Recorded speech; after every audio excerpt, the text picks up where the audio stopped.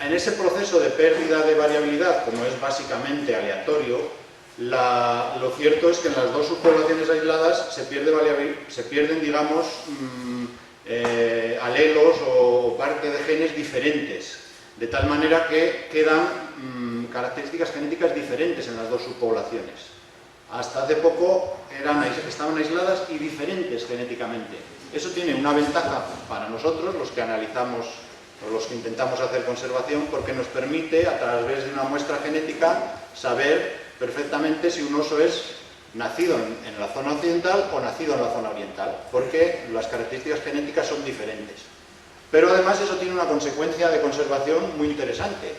Si nosotros conseguimos juntar las dos poblaciones, no solo vamos a recuperar toda esa zona central del corredor cantábrico, que sería un escenario estupendo para que se llenara de osos, sino que además vamos a mezclar esos genotipos, esa variabilidad genética, y la variabilidad, como son genotipos diferentes, genes, alelos, material genético diferente, esa variabilidad va a crecer.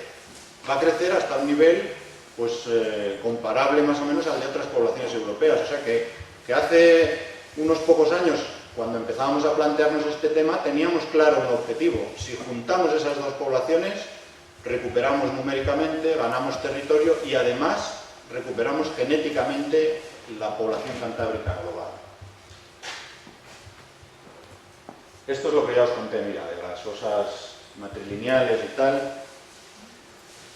Los machos, que son el sexo dispersante, pues bueno, a partir de eso, de los 3 o 4 años de edad, comienzan un proceso de dispersión progresivo, gradual.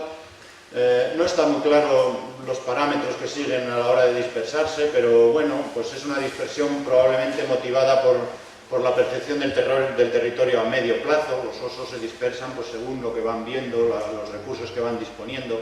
Estos osos jóvenes dispersantes son una parcela muy vulnerable de la población, claro, muy inexpertos, encima moviéndose por territorios nuevos, a veces saliéndose fuera de las áreas de distribución y entrando en zonas que no hay osos habitualmente o que puede haber más conflictos.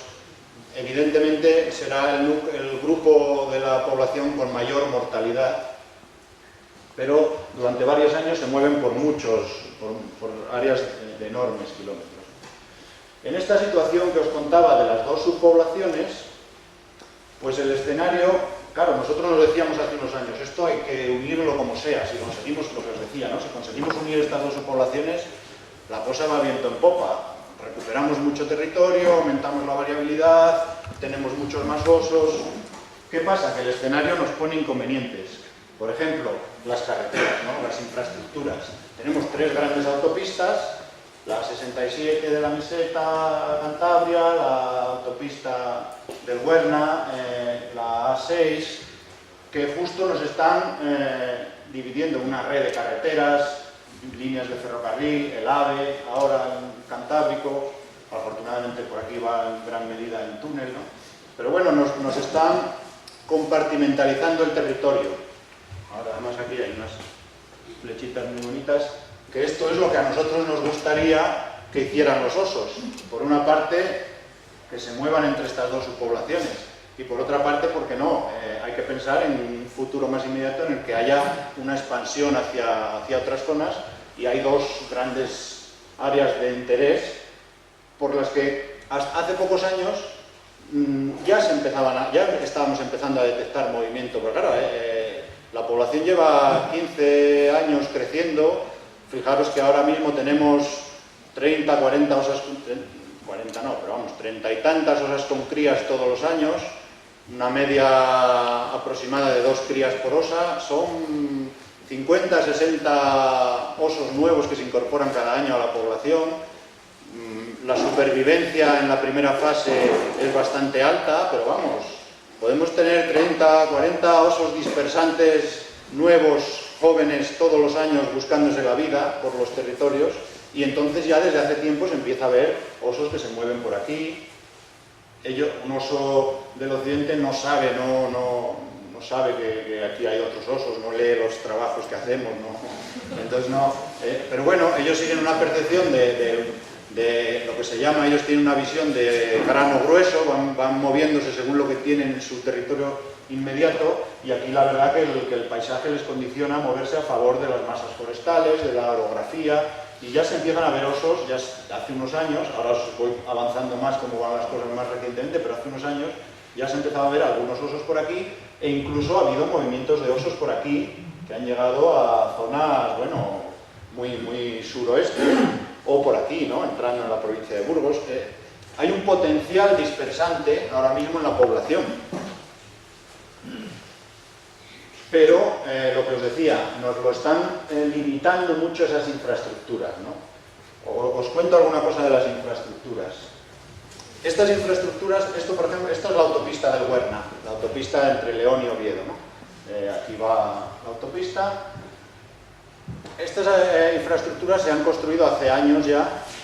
Esta en concreto, pues cuando se construyó nadie pensaba en la conectividad, la fragmentación, esas cosas, y no tiene medidas específicas de mejora de la conectividad, como se hace ahora en todas las infraestructuras, ¿no?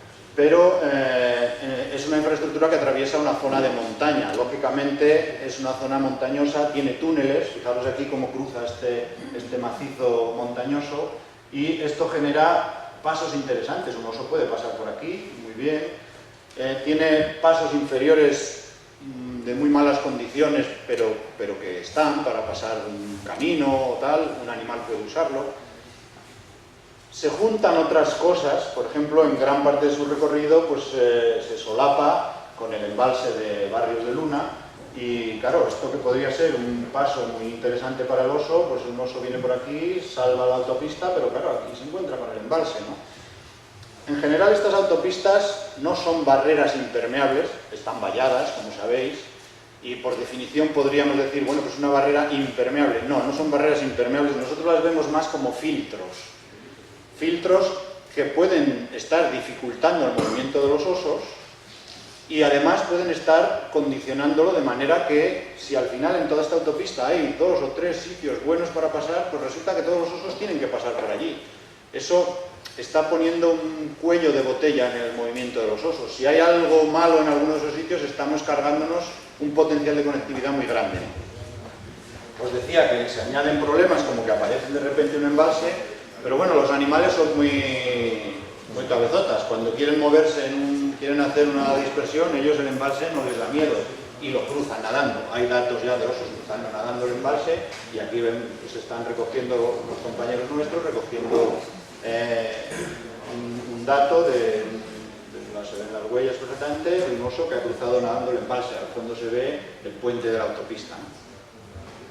Estas infraestructuras tienen por una parte este condicionante, son filtros, barreras, filtros que nos están limitando el movimiento de los animales, y por otra parte, lógicamente, son un riesgo. En otras poblaciones el riesgo es gravísimo, mueren muchísimos osos en estas infraestructuras. Pues decía que están valladas, pero bueno, viendo las autopistas, que todos habéis pasado por ellas, sabéis que las vallas que hay son estas vallas de 1,50 m, que son absolutamente insuficientes. Por ahí se meten, normalmente no están rematadas por debajo, se cuelan los jabalíes por debajo, se cuelan los bichos y tal, pero bueno, un oso vamos, se ríe de una valla de esas, ¿no? Y los osos entran en las autopistas. En otras poblaciones hay problemas gravísimos en cuanto a su alta mortalidad para los osos, mucho en carreteras y mucho en vías de ferrocarril también, y gravísimos por las consecuencias que puede tener de seguridad vial. Es un problema muy grave, ¿no? Un accidente con un oso pues puede tener consecuencias muy graves. En España hasta el momento solo ha habido un caso que conozcamos de un oso, que es este, atropellado en una infraestructura en la A6 en el puerto de Piedrafita, entre León y Lugo. Un oso joven, macho, o sea, un típico dispersante, que no se sabe muy bien por qué, porque esa autopista está llena de viaductos. Por encima de un viaducto el oso entró en la calzada y fue atropellado por un camión. Fue atropellado por un camión y entonces el camión no sufrió daños, pero si llega a ser un turismo pequeñito, pues igual la cosa hubiera sido más grave, ¿no? Uno de los países donde han tenido muchos problemas ha sido en Grecia. Allí tienen unas poblaciones buenas de osos y creciendo, además, son un buen reflejo de lo que nos va a pasar a nosotros en los próximos años. Y allí han construido una autopista hace años, los pobres, porque ahora están como para construir nada, ¿no? Pero bueno, hace años construyeron una enorme autopista que atraviesa toda Grecia, ¿no? La vía Egnatia, y esa autopista pasó por el medio, por la zona de mayor distribución de la mejor población de osos en los montes Pindo de Grecia. Entonces, claro, es distinto que tú hagas una autopista por donde no hay osos y luego empiecen a moverse, como nos pasa a nosotros, a que hagas una autopista por el medio del área de distribución de los osos. Automáticamente allí, en cuanto hicieron la autopista, la hicieron con las vallas de siempre, empezó a haber osos muertos por todos los lados, murieron 30 y tantos, 40 en unos pocos años, enormes accidentes gravísimos, y ahí la cosa se puso muy, muy gorda, ¿no? La autopista había pasado unos procesos de evaluación ambiental muy complicados y habían hecho unas enormes medidas compensatorias y correctoras con unos pasos para fauna preciosos, grandísimos, súper amplios, pero los osos tenían un paso para fauna maravilloso y cruzaban la autopista 10 metros más allá porque era la vía tradicional o donde desembocaba el macizo forestal o donde habían pasado toda la vida. Marcaron muchos animales radios seguidos, con radioseguimiento, y las cifras de cruces de osos, ya los atropellos les digo que eran en unos años 40 y tantos, pero tenían cientos y cientos de cruces de osos por la calzada. Claro, el vallado, pues los osos hacían esto con el vallado. Les pasaban, pero vamos, sin inmutarse, se hace una foto de allí y el vallado antiguo, ¿no? Allí ahora el problema se ha reconducido, se ha solucionado, han hecho un vallado a prueba de osos, que nosotros estamos valorando como modelo para determinados tramos de aquí. No tengo ninguna foto aquí del vallado. Bueno, para que os hagáis una idea, los locales le llaman a la autopista, el tramo que está vallado, la autopista de Guantánamo, porque es un vallado impresionante, ¿no? Pero bueno, han conseguido frenar el paso de los osos y han conseguido solucionar ese problema tan grave de conservación, ¿no? Entonces, las infraestructuras tienen esta doble faceta y a veces cuando pensamos en las infraestructuras, en medidas correctoras y tal, estamos siempre pensando en hacer pasos para fauna, que es muy importante, pero claro, lo importante es hacer pasos para que la fauna pase, pero impedir que pasen por el resto de los sitios. Al final, el tener unos buenos vallados o unas buenas medidas que frenen y que conduzcan a los animales hacia esos pasos es lo importante. Esto en cuanto a las infraestructuras, ¿no? Entonces, ¿qué pasa con los osos ahora mismo en el corredor? Yo no sé cómo voy de tiempo, Iñaki, si ves. 10 minutillos. Pues, ¿10 minutillos? ¿Estás loco? Te quedan nada. Bueno, me cortáis cuando queráis. No sé, yo es que no lo he medido desde el principio. Habéis llegado tarde, ¿eh? Bueno, ¿cómo están los osos ahora mismo entre las dos poblaciones, ¿no?